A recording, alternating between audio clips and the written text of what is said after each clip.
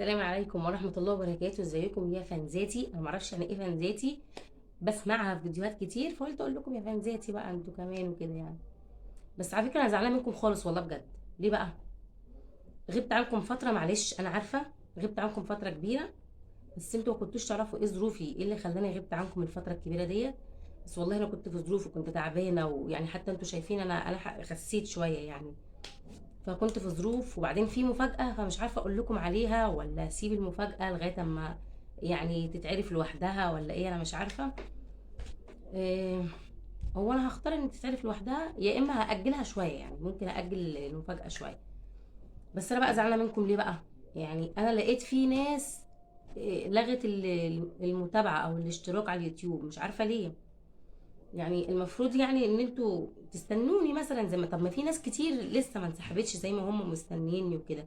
فانا زعلت قوي من الناس اللي هي انسحبت، يعني مش عارفه ليه.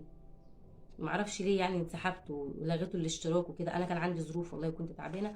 بس ان شاء الله يعني باذن الله، وكان عندي مشكله كمان في القناه، ما كنتش عارفه ادخل القناه اصلا.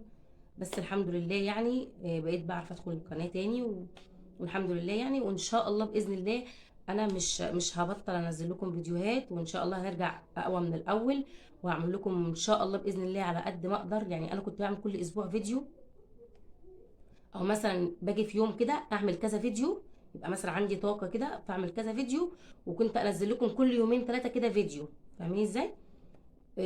طبعا جه بقى التعب، تعبت وكده، فانا مش هيبقى عندي طاقه ان انا اعمل لكم فيديوهات. بس انا هحاول ان انا حتى اطلع اتكلم معاكم، بس يعني مش لازم اللي هو اعمل مجهود او كده يعني. بس انا هطلع على الاقل خالص، نحكي مع بعض، ندردش مع بعض، نتكلم مع بعض، نضحك مع بعض كده يعني. فهحاول ان انا ابسط الامور خالص، ان انا اطلع بس ايه اتكلم معاكم ونقعد مع بعض ونحكي مع بعض وكده يعني. بس ما تزعلوش مني ان انا اتاخرت عليكم. طبعا للناس اللي بتحبني والناس اللي عارفه فيديوهاتي ومتابعاني، والناس اللي وشكرا قوي للناس اللي ما لغتش عندي المتابعه ولسه مستنيني. وبرده الناس اللي لغت المتابعه انا مش زعلانه منكم، يعني عادي براحتكم، ممكن ترجعوا تعملوا المتابعه تاني والاشتراك تاني في اليوتيوب. عادي. بس ممكن تكونوا انتوا افتكرتوا ان انا كده خلاص سبت القناه. انا ما سبتش القناه لان انا خلاص فعلت اساسا يعني.